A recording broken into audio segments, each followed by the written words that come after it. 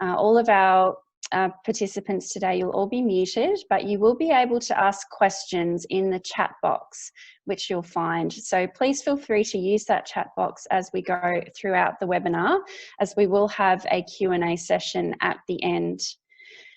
We will be using Slido today to get some instant feedback from you. So we would like to encourage you to go to Slido, sli.do, and you can go in there and enter the event code 38105. So you'll see a number of questions as we go along throughout the webinar, and Donna will prompt you when it's time to answer those questions as we move along. We really value your feedback, and it will help to influence this project, so we encourage you to participate. So I will introduce you to Donna, who will be presenting today. Donna has over 15 years of experience in the disability and mental health sector, and she has significant experience in implementing and providing program management oversight for a range of programs, projects and services. So Donna, over to you. Thanks, Hayley, and thank you all for joining us today. Before we get stuck into the presentation, I want to start with Slido. So I'll just, I've got our screen up right now. When you log into Slido, it looks like this. So you can use any device, your computer or your mobile phone, and you enter in the code 38105 and questions will pop up.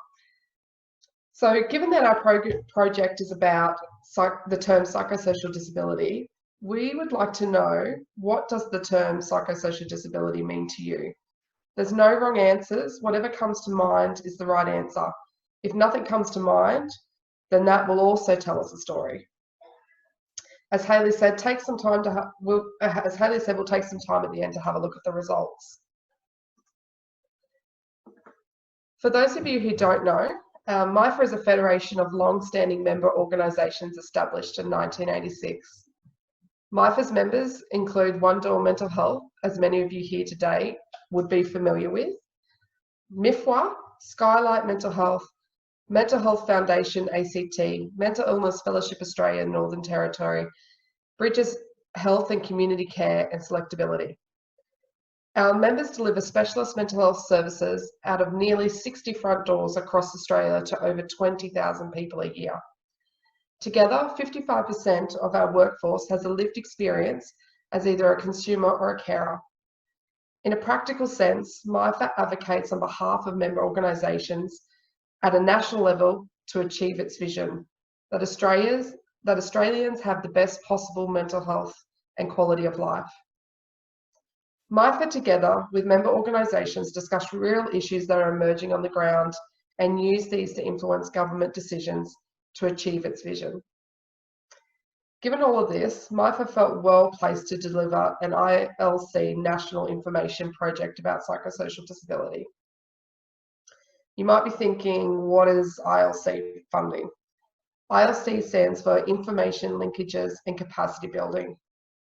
This funding is a national disability insurance scheme investment in building the capacity of the community. This ILC grant and other ones similar to it will help drive the change across the community to support the inclusion of people with a mental illness and psychosocial disability. Other than being well placed to deliver this project, MIFA has been speaking up nationally about a number of barriers associated with entry into the NDIS and the term psychosocial disability. The concept and term is relatively new, and there is a need for clarity and broader understanding. I don't know about you, but when I talk to my friends and I mention the term psychosocial disability, they don't have a clue what I'm talking about. They look at me blankly and they don't understand. We learned from the NDIS trial sites that there is a need for developing a more holistic understanding of mental health, disability and recovery. We know that people with a mental illness are being asked to identify and provide evidence of having a psychosocial disability in order to access the NDIS. This in itself may pose some issues for people, as they may not understand what it is, they may not know how to gather evidence for it, let alone whether they actually feel like they identify with the term.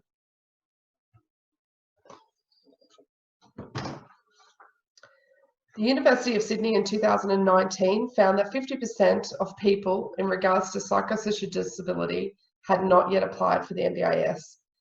Of those 50%, 19% either did not want to apply, were unable to, or had not yet started the application process. All of which meant that the transition process from the old funded programs to the NDIS was much slower than expected. These results should leave you wondering why so many people weren't entering the NDIS. We think one of the reasons for this is the terminology of psychosocial disability and what it means for people. We know that some people have refused to transition because they don't identify with the label of disability and its sense of permanence. We know that some people have refused. We know that another reason for the project is that we know people's NDIS plans aren't being used as much as expected. There are many reasons for this, but one is the lack of services that meet the needs and wants of people with a mental illness. The information resources this project will develop will focus on individuals and their families, but also mainstream services to address some of the barriers to the NDIS and hopefully help people utilise their support plans to their full potential. Given that MIFA's members provide services to over 20,000 people across Australia, MIFA is very much looking forward to leading a co-design process to develop useful and creative information to tackle these issues and barriers. This project is at the start of a 3-year journey due to finish in December 2022. We'll use co-design principles to create resources about psychosocial disability to increase choice and control. The number one question I get asked is, what resources? What will they look like? What information will they contain? I usually shift a little bit uncomfortably and state that I don't know. I don't know what they'll look like. I don't know what information will be in them. This will be the role of the co-design team, using their expertise to design the information resources. I'd like to take this opportunity to get you all involved again by getting you back onto the Slido app. Just popped it up there and enter the code 38105. What we're curious about is where and how do you receive your information? On the Slido app, you'll see there's a range of choices. Feel free to select one or more.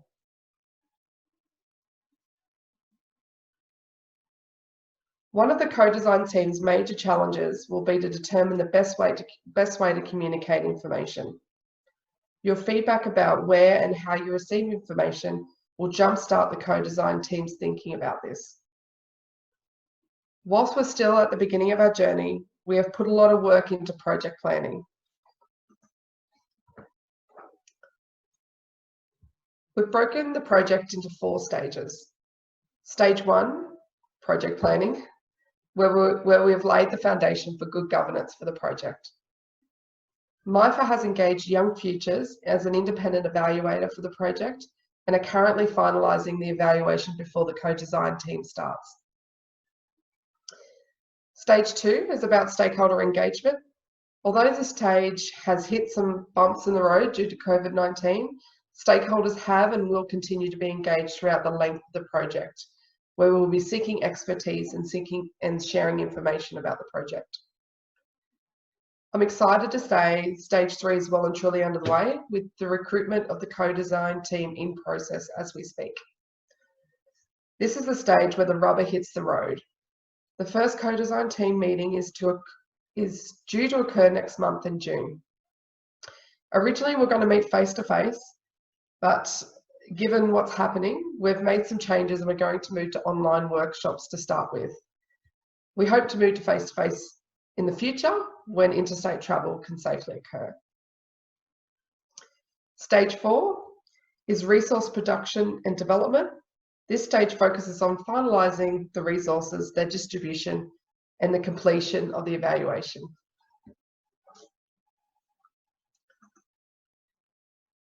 So we've covered a lot about why we're doing this and what it is, but I wanted to share with you the specific project objectives. We will create resources that are accessible, helpful, and promote choice and control. We will implement a co-design framework. We will develop resources that can be utilised beyond the life of this project. We'll modernise the MIFA website to strengthen its ability to be a national information platform. Lastly, we will document what we're doing and develop a project framework that can be scaled up and replicated in other settings.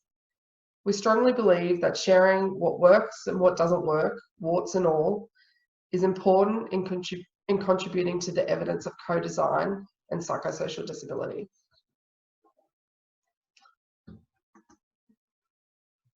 The project evaluation is currently in draft. However, this slide provides a summary of the short-term outcomes we are wanting to achieve. We want to raise awareness and understanding about psychosocial health and disability for individuals, families, and mainstream services.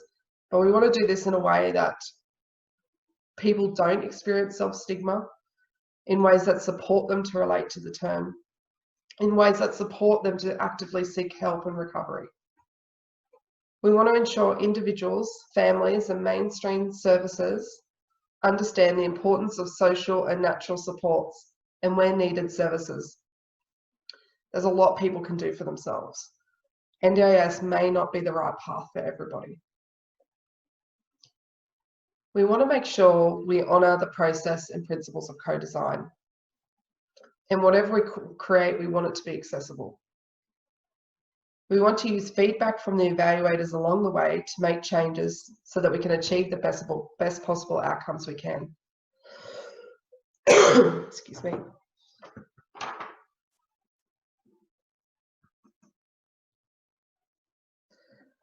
The co-design team will be made up of 6 to 8 representatives located across Australia. The team will have a minimum of 4 people with a lived experience and a minimum of 2 people with care experience. The team will also have 2 people with service delivery experience. MIFA is currently receiving nominations for member organisation and is recruiting through the Consumer and Carer National Register.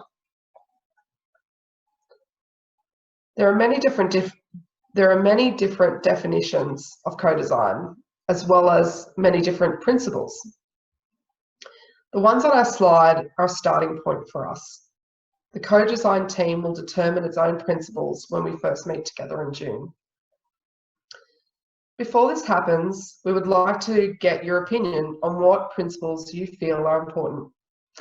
Yes, you might have guessed it. We'd like to go back to Slido again. If you haven't already, jump onto Slido website and enter in the participant code 38105. You will see the question: if you were participating in a co-design process, what would be the most important principle to you? Now, you can use one of the principles that's already on this slide, such as shared power, or you can add in another one. You might feel that we're missing something altogether. Hayley will keep an eye on the results and we'll take a look at the end of the presentation.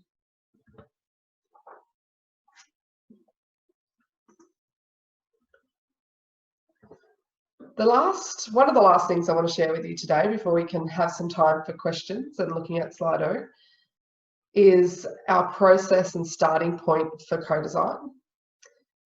The co-design meeting will be framed around each of these stages. Stage 1 will be about understanding the opportunity we face and building a team with the right expertise. Stage 2 will make sure everyone's prepared for the co-design process, and as well as, because we're going online, navigating all the online platforms we might need to use. Stage 3, we will continue to come to a joint understanding, continue to refine and prioritise together. And stage 4, we will test, learn and test again. The team will use external touch points and expertise to refine the products. There will be elements of each stage happening in each of the co-design meetings and throughout the length of the project. One of the touch points has already occurred that will guide the co-design team in this is the psychosocial mapping exercise. This is something myself and somebody else has completed in preparation for the co-design process. Before we go and create more information products, we need to review existing ones to minimize duplication and identify gaps. There's currently a wealth of information available. If you know where to search and what you're looking for, that is, those who don't know where to start are likely to be at the whim of word of mouth and the Google search engine and influenced by paid ads. Overall, we found that the search for information replicates the all too often personal experience of the service system. It can be just disjointed, inconsistent, requiring resilience, determination, and amazing pockets of really good work. The quality of this information and the impression it provides can have a significant impact on the decisions people make when seeking help for themselves. In the search for existing information, we followed the pathways individuals may take, for example, the internet, key searches, websites, hospitals, forums, well-known organisations. The mapping document currently contains over 50 resources and information. It will continue to evolve and function as a regular check-in point for the co-design team and the project itself, and in particular for the development of the information products. By undertaking this exercise, we are able to identify a number of qualities we want the information resources to have, such as minimising stigma, thinking about the entire system, not just NDIS, and ensuring the resources are intuitive to navigate. One thing I found was there's a lot of information about the planning process, even about collecting evidence, but there is a bit of a disconnect or a bit of a gap around what psychosocial disability is, what it means for people, how does it connect to the wider system, not just NDIS. So we'll continue to kind of analyse what the gaps are and make sure we don't duplicate what we're doing with what's already existing. So we've only just started in the project, so this pretty much gets you up to date with where we're at currently and what we're thinking and planning for the project. We have many next steps to take. Some of those are already on the screen. We're in the process of recruiting the co-design team. We'll start looking at the redevelopment of our website. Of course, we'll start developing resources. We'll continue our stakeholder engagement and continue to share how we're going and what we're doing. I'm uncertain of what the end outcome is going to look like, but very much excited to work with the co-design team to see where it takes us. I encourage you to watch this space. If you feel you should be a stakeholder, and I haven't been in contact with you, please don't hesitate in reaching out.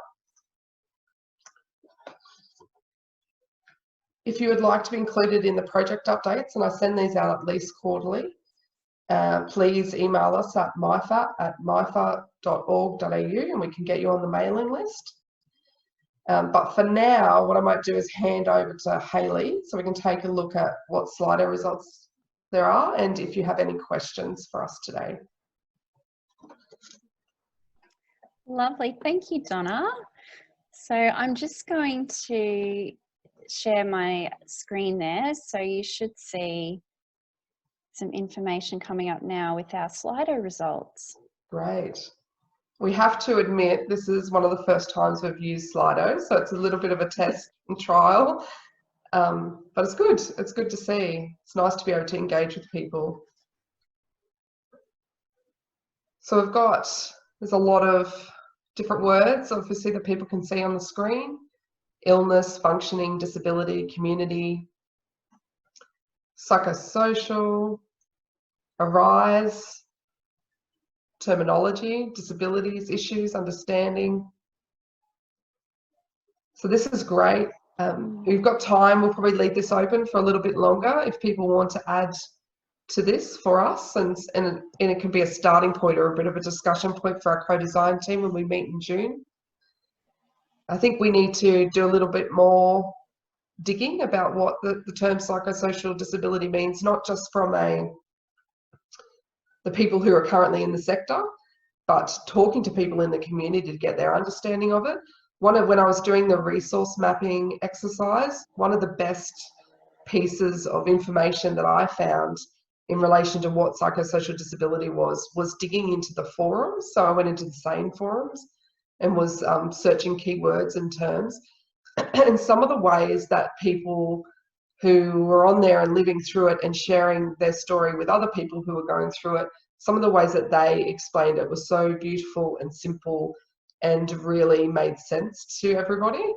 So I think I'll be digging down into those forums again to get people's understanding of what that is. So thank you. But it means a lot of things it means a lot of different things to people. Shall we move on to the next one, Donna? Yes, please, Hayley. And Tony, feel free to jump in if you have any thoughts about this as well. So we may not have had any responses on this one by the looks of it. Yeah.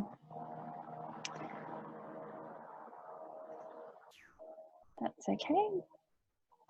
It may be a Slido issue if people weren't able to get to the next question. Here we go. Oh, lovely.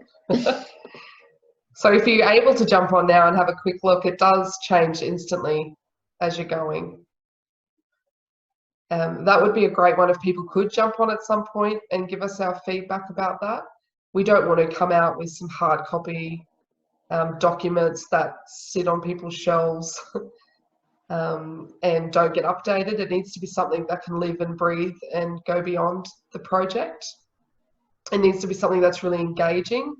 Certainly with the resource mapping, I found myself reading documents and basically about 2 paragraphs in, if it was too jargony or wordy, I was done. I was trying to get through the whole thing, but I could imagine if somebody's trying to navigate that space and understand what it means for them, they would have lost interest in the first 2 paragraphs. So whatever we design needs to be really engaging, needs to get to the point, it needs to have simple messaging, and it needs to be intuitive. That was the other thing I found when I did the resource mapping, was that it was sometimes really confusing to get to where I needed to get to. I would go in loops and back to the same page, or a resource would point to another resource and then that resource would point back to the other one. So it didn't really lead me where I needed to. There was a couple of I did this project with another person, and Richard made this point that there was a gold star standard of one of the PHN websites, and it was just beautifully intuitive in that I could get onto the website, I could navigate based on how I was feeling, and it would lead me to resources and services that were relevant to how I was feeling and thinking. And it was just a really lovely example of good intuitive information. So Donna, we've just been notified that participants weren't able to progress through the Slido until now. So I might just go to the next one now and give people a chance to answer the next question, if that's okay with you. Thank you. Thanks, everyone. All those web-based forms of searching are obviously very high up there on the list. And so likewise, then this question was about if you were participating in a co-design process, what would be the most important principle to you? So we'd really like to understand that if you were coming into that space and you're bringing your lived experience, what would you expect from us as the facilitator and host of that type of process? What's going to make it truly co-design? And feel free to, you could put up something that isn't going to make it co-design as well. But I'm very aware that, I come into this with a level of power and control as the project manager. And then I'm also going to be hopefully participating as an equal partner in the co-design process. So I'll be checking in regularly with the team to kind of go, how's this going? Am I sharing? Am I being transparent? Is there a level of trust? Are you feeling valued? Are you having a chance to share your experience? Am I being too controlling? And which, you know, I'm mindful that I can be. So we will build in a check-in point at the end of each session to kind of go, how are we tracking in relation to this? Because there's no point taking up people's time if we're not actually letting people share their experience and really lean on them for what is needed. And so I'm really mindful of that, because I have had 15 to 20 years in the service land. I am a bit blinkered in what I think's needed and wanted. So I'm really excited to kind of open up the space and say, I don't know what's needed, and I'm really relying on the team to kind of come up with some creative ideas, and I can just help bring it all together. Yeah, equal participation.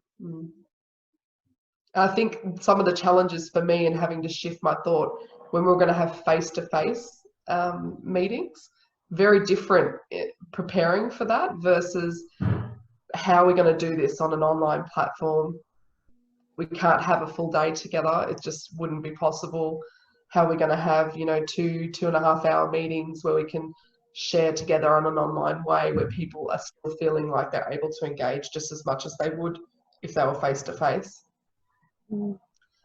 So I'm learning a lot about the platforms, and I'm still shaky and nervous when I use them. And this Slido, for example, I'm interested in engaging with online whiteboards and things like that, where we can get people to participate as well.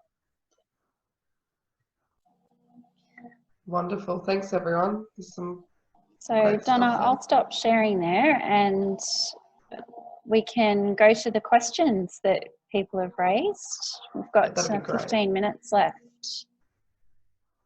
So we have a question here from Leslie. Donna, she's wondering if we're collaborating with Mental Health Coordinating Council Reimage project. That's the Reimagine. Reimagine, sorry, thank you for that. They are part of my stakeholder engagement. I haven't spoken to them yet, but they also were part of my resource mapping component.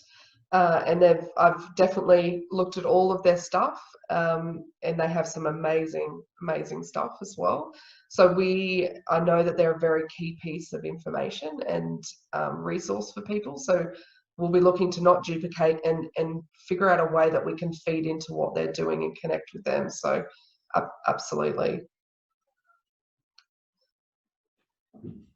Great. I'll just encourage everyone, if you do have any questions, to enter them into the chat box now. So we have another question from Leslie. So she's wondering, how would someone or a family member who is beginning their journey around mental health, how would they engage when they're dealing with the stigma that surrounds mental health? How would they engage with the system? Are you happy for me to go first, Tony? You might have some thoughts about this as well. Yes, go ahead. It really depends what you've already got existing in your networks, I think. People like to go where there's a trusted source of information. So whether that be a GP or somebody else they know who's been through it, I would encourage people to lean on their primary healthcare networks. It's also called PHNs, which I also don't think is well known. They're national. There's PHNs in every area of Australia that have funding to help people transition into the NDIS and or get other supports that are available for them. So I think that's underutilized in what's possible, especially if you're just starting out your journey and you don't know what the PHNs are about.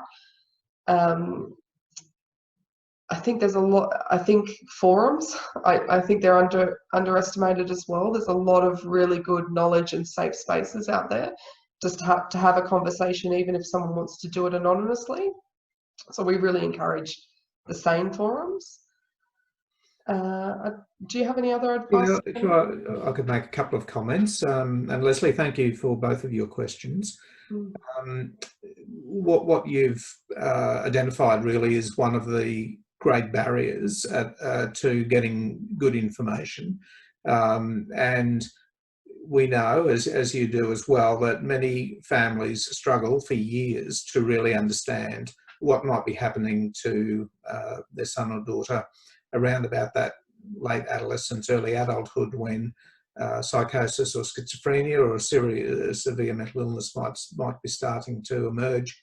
And no family expects that, of course. And when that does become more evident, stigma, as you say, is one of the biggest barriers to actually reaching out and finding help, because families still feel that stigma greatly and don't feel comfortable talking about it to their work colleagues, to their neighbours and community and so on. And one of the things that we know is missing is trying to unpack all of these stereotypes and stigmas and lack of clarity, lack of information, which is why Donna was asking about the term psychosocial disability. Sometimes we are forced into using these terms because that's how the system is structured. And as we know, the NDIS refers to psychosocial disability in their legislation. There are so many barriers to people when they're starting to identify these issues in their lives or in their family to find out where to go and get help. And GPs don't know about the community sector either. They don't know about the support for people in the community to assist in their recovery. So that's why this project is so important, because we've got to make this pathway clear and natural and easy to engage with, in the same way that people might find out information about other developmental issues or other supports or health services or whatever it is. We tend to know a little bit about where to go to get that sort of advice and assistance for so many aspects in our lives. But when it comes to mental health, mental illness, psychosocial disability, it's a quagmire, and so we want to improve that, and that's why we need your help to get that underway.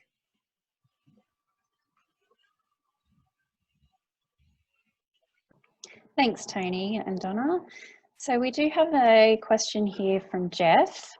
He's wondering, how do you overcome the resistance for consumers to seek assistance under the NDIS because of the negative description that's required to be fulfilled in order to achieve funding under that scheme? Yes, and that's where we need to be continuously working with the NDIA so that they can understand that too, of course. And we know that within our federation of organisations, including One Door, that people just don't want to deal with this whole thing, and for very good reasons. And the survey that was done by Community Mental Health Australia and the University of Sydney pointed to a whole range of reasons why people don't want to engage with the NDIS. We believe that we certainly need to bring back the recovery-oriented, individualised support services that we were able to develop so well under FAMS and Partners in Recovery. Certainly for a group of people not eligible for the NDIS, but we want the NDIS to become more like that, so that people engage with trusted people, like Donna said, rather than government planners where there is that fear. So there is still a lot more work to be done to get the NDIS to be better designed and to make that pathway a lot smoother. So I think it will be a bit of a side issue for us. I think we can certainly, in the way in which we identify the lack of appropriate information and resources, we can also identify some of those structural barriers as well in the design of the NDIS and continue to advocate for that too. Yeah, I'd just like to say I'd also agree with that. It's difficult. I definitely know of people who will not apply because they do not agree or identify that they have a disability and that it's permanent. And even though you can say to them, look, that's not the intention of the NDIS, and it is an insurance scheme, it's actually about keeping you well and recovery. It's just a huge barrier for them. So some of it will be about helping people shift their thinking about it. Some of it will be about influencing the NDIS as best as we can. But it is a bit juxtaposed, I suppose, in holding that space where people have got to give up a little bit of that identity if they feel that way about it. And sometimes that's a bit of a higher cost to some people than it is to others. Some people are quite happy just to go, okay, yep, I can provide this evidence and this is what it means to me, but I'm not going to take that label on board. And for other people, it's deeply personal. So yeah, it's a complex space, and I'll be interested to see how we handle this over the next 12 to 18 months, what we come up with. Great. We have another question from Amanda. Amanda's wondering, what is the long-term plan to keep the resources up to date? So a couple of things. Updating the MIFA website was one of the strategies around that, so that it's an ongoing platform. There'll also be a national information platform that NDIS will be putting in place as well. That we're not the only funded project out there. There's other projects out there developing products or undertaking activities. And also, and Tony might be able to add to this, but we'd like to see the co-design team live on beyond this project. This is just something to kickstart the process as well. So, and MIFA, as you know, has been around since 1986 as well. So, and we have and will continue to provide information and keep information up to date. Yeah, we do want to be able to do that. Of course, the funding is so important to enable that. But hopefully, once we set up, well, firstly, the project will identify what's needed and what's missing. So that's a big part of the project, and then we'll maintain that with the capability that we have, and that includes our member organisations as well. So we've probably only got time for one or two more questions. So we have a comment here from Wendy. Wendy says that she has bipolar disorder and that she was told last year that she's not eligible to receive services under the NDIS. Did either of you want to comment on that? Yes, she's not sure what's possible for her. Yes. So certainly, Wendy, I'd encourage you to speak with the organisation that is perhaps that you have an existing relationship with, whether that's One Door, but certainly to ask One Door which organisation would be appropriate in the community in which you live in. For those people who have been advised by the NDIS that they're not eligible for the NDIS, there are a couple of options. One is to lodge an appeal, and whether it's One Door or another community organisation, they can help you to understand that process and perhaps even support you in that. There is another option. I hate to use the jargon, but I don't think I have any other option. The government, both the federal government and the New South Wales government and other states, fund a national psychosocial support program which sits outside of the NDIS. So there is funding available through that program as well. So my advice is to get some support through your organisation, One Door, or an alternative organisation, and have a look at, ask them to support you to have a look at those options and to see whether there is any capacity to take either of those paths. And Thanks for that, Tony. Wish you well in getting the support that you need. And I think I just encourage you to keep searching. And I know it shouldn't be like that. It should be easier to get help and services. But there is other pathways into the NDIS, and there is other things available. So I saw that Gus has said get in contact with One Door, so I'd really encourage you to do that. They'll help you out. I just want to squeeze in one quick question before we go. Tony, I think you can just provide a brief update on this. We've been asked if we have any information on the recovery coach role that's going to be available from July. Do you want to give a brief update on that? Yes, this has taken a lot longer than it should have, because the concept of the recovery coach was announced about November last year. The NDIA have that and a couple of other measures to introduce that came about at that time, and have now formed a consultative group to advise them on the establishment of the recovery coach. So it has taken longer than we had expected, but we are meeting this week, and I'm involved in that consultative process along with others to understand what that role will be.